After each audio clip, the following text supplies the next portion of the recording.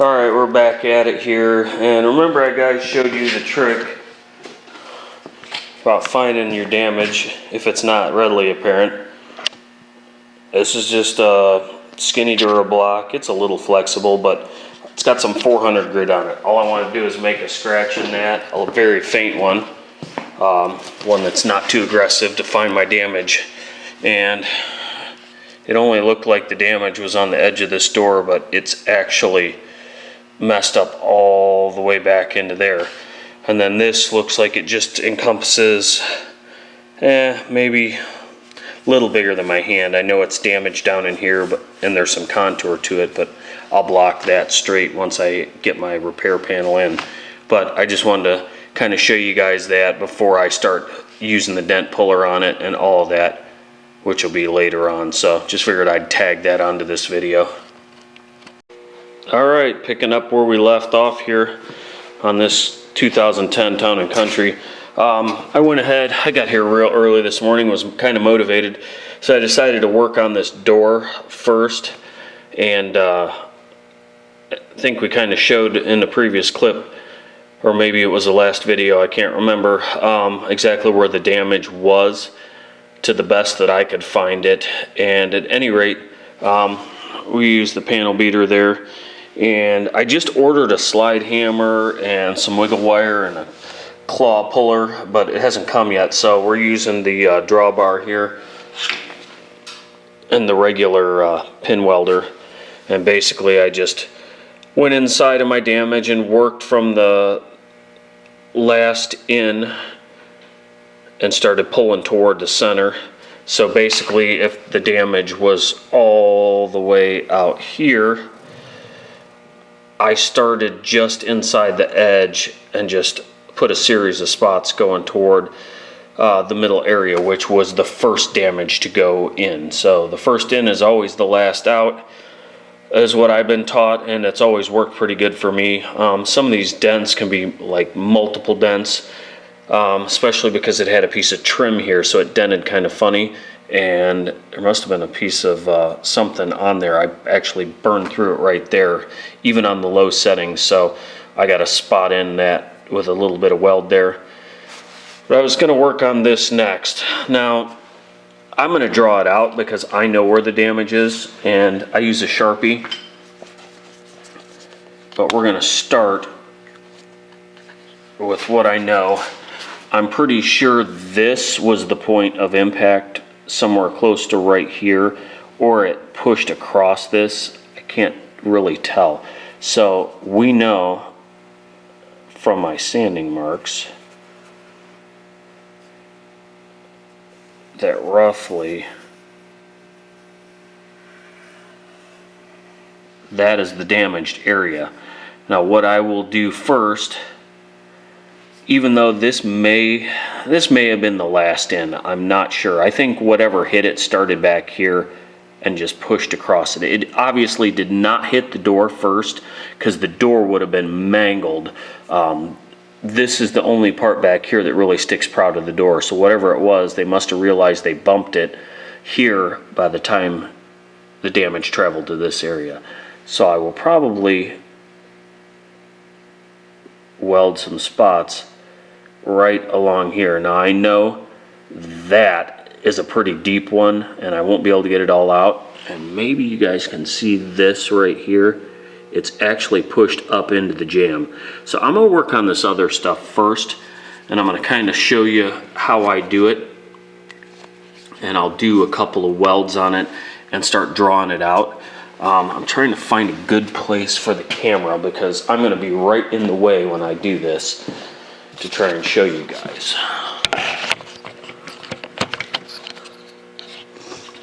I thought about trying to zoom you guys here and see if you can see this. We'll try that. That may or may not work. But I've got the timer set on this thing at a real low setting for real thin metal, because this stuff is like a pop can. This is probably the thinnest I've ever worked on yet. I'm sure there's others that are thinner. But I'll get the ground clamp up there and we'll do a couple of draws on this thing. I'm taking my file right now across the tip of this thing. There is a little noogie on there. And if this tip isn't rounded a little bit, you will cause yourself some problems. That may have been what caused that, because it gets a real hot spot on it. But I just been keeping it real low. When you're drawing it out your damage, you want to tap down on this crown a little bit up here, because basically the metal goes in and it forms a wave on the outside, the brow of the dent. So let's draw some areas in there. I also have this file right here my buddy Greg Porter made me for using to sort of smack down on that crown. I also have a body hammer here. This one is a blunt point pick hammer.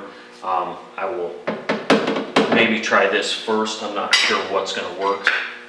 But when I put the drawbar on this, I'm going to try, I don't know if my electrodes are even long enough to reach the bottom of that dent. I'm going to try and put it on the body line so it's got some reinforcement, just because that metal is super duper thin. You may not even be able to get in there with this. Yeah, we're going to go as close as I can get here. There is an actual body line that is in here, so we don't want to pull too hard on this. We might get lucky and it might pop up pretty easy. It's hard to say. This has been this way for a long time with it sitting damaged.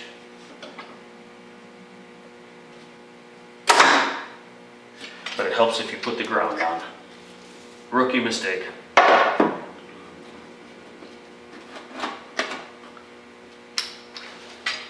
Take two. Like I said, I ordered some new electrodes. This sucker almost won't reach it.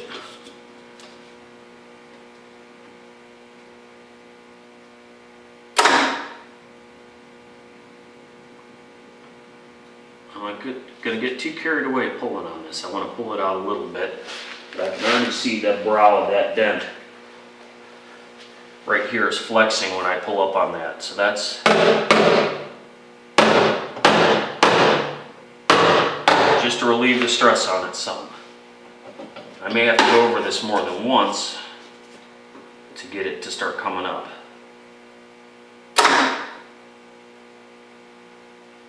Sometimes you can put the pad of it on that, on the lever bar, on the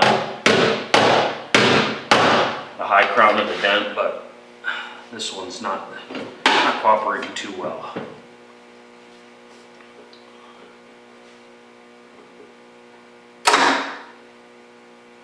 Wow, did you see that? I barely pulled on it and that thing jumped up.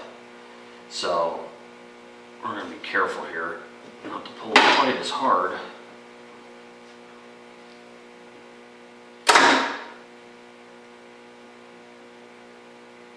Now one thing I should do is go inside that jamb and tap down on that high spot in the jamb. But I've only done a couple of pulls on that, and I keep a straight edge handy. Even though this is semi-curved, we'll be able to see we're not too far off, except for right where that paint is.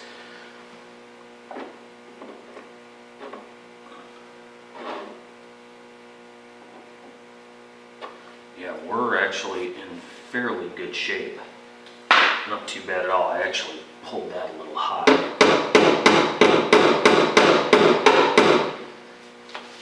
I've got a chunk of something on my tip here. We'll try that. I might have to shut you guys down and dress the tip of this thing. Take a couple of minutes.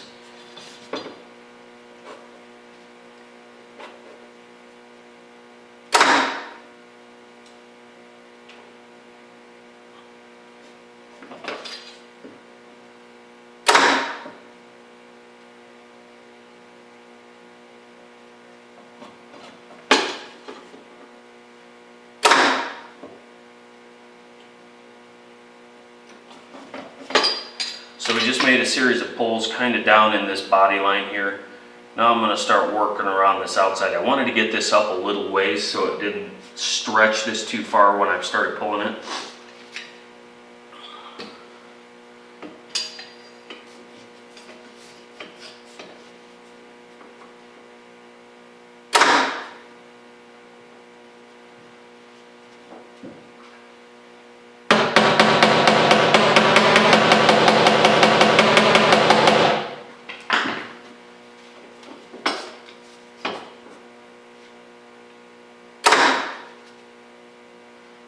That's pulling out pretty quickly, so I gotta be careful how hard I tug on this.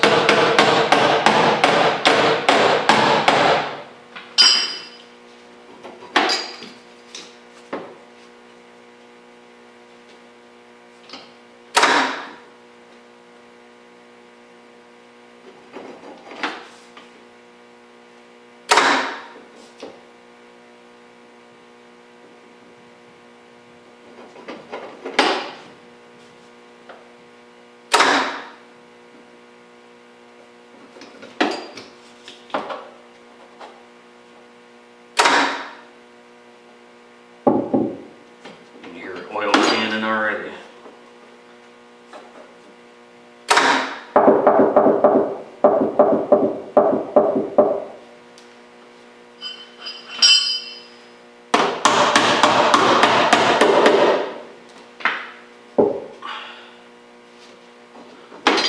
And try and get some more of it out here.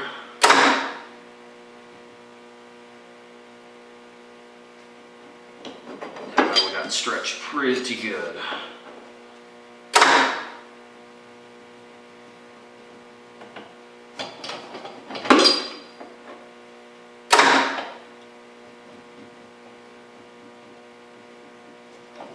You don't want to pull too hard, because if you rip this electrode straight off, sometimes you will rip a hole right in the steel, so be careful.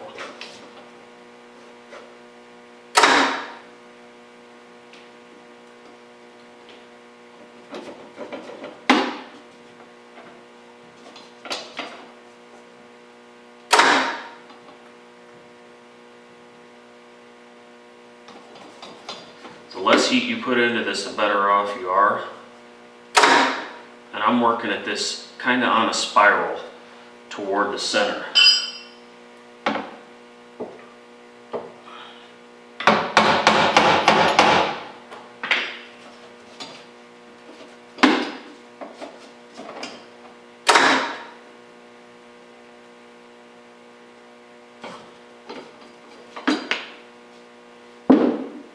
See that? Popped right back in an oil can like that. So something tells me we're stretched pretty bad here, and this being a body line here that kind of got smashed down, we may need to pull up on that a little bit too, because that's holding the tension on it.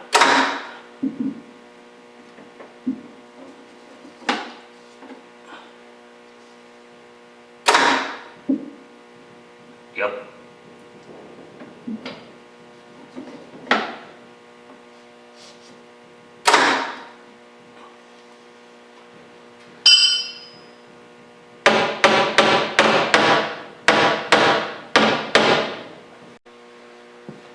All right, back at it. The battery went dead.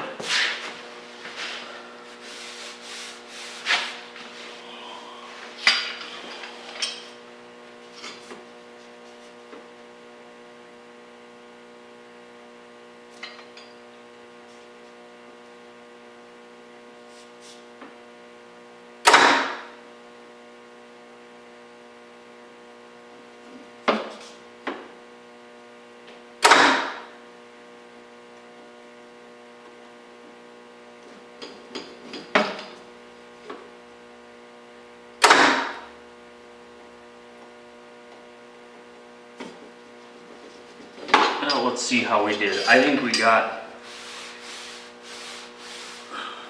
maybe 70% of it out. I'm developing a low spot here from pushing on it, which is why I said you gotta be kind of careful with this. Yeah, it sort of pulled this down a little bit. This is probably going to be mud from here all the way down to here, And then I'm going to have to section a rust repair patch in there, which is, hopefully that will arrive here by beginning of the week, so I can work on that.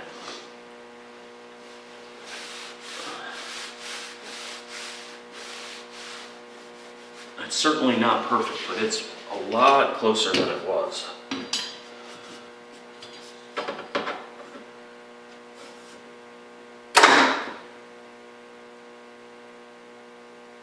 This is where the slide hammer or the wiggle wire comes in handy on the body lines, and slide hammer up here especially, because using this lever,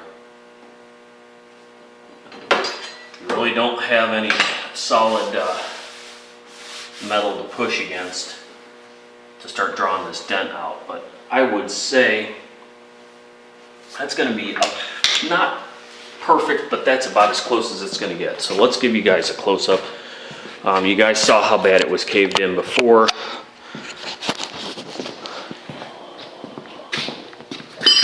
And of course you see all the pin weld spots on it here. But the major dent, of course, was in here, and I would say we probably, aside from a little low spot up here at the top now, most of that's out. Draw on this a little bit more and try pulling this out. I'll have to get in there and grind that out with something that's not too aggressive. Maybe something like that rust wheel there. I'll bring you back in a minute. Alright, it's time for a little bit of filler. I had to weld up a little hole in here where the stud welder burned it. So I just threw some fiberglass on there real quick and it jumped into all the real low spots. So my trick for success and not having your Bondo kick off before you get it on the panel is get it on the panel. Don't try and make it pretty at first, just get it on the panel.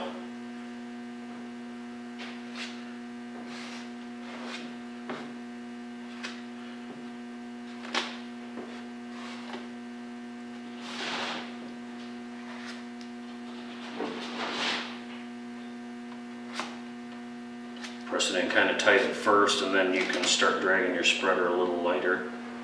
Now I'm going right out to the feather edge of the paint.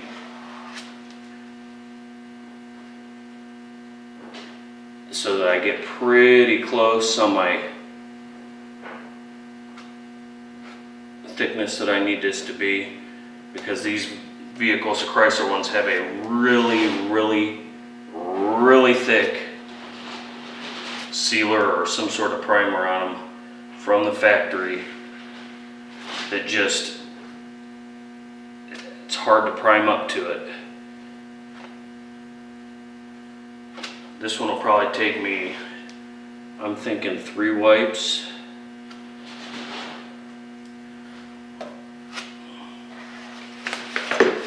Let's see what I can do here, because I have to come up this edge.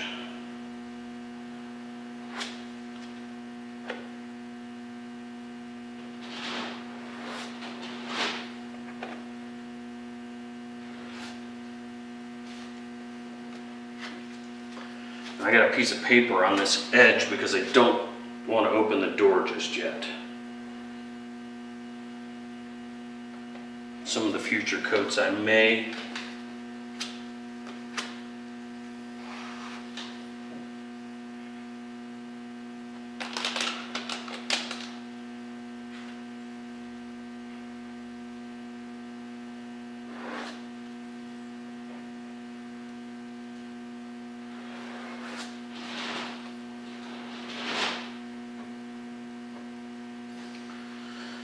Alright, we're going to go with that for now. We'll let that filler hang right over the edge, and when it starts to kick off a little bit, I'll just break it right off. So, as usual, I mixed way more filler than I needed. So, we'll bring you back after I get going on this repair.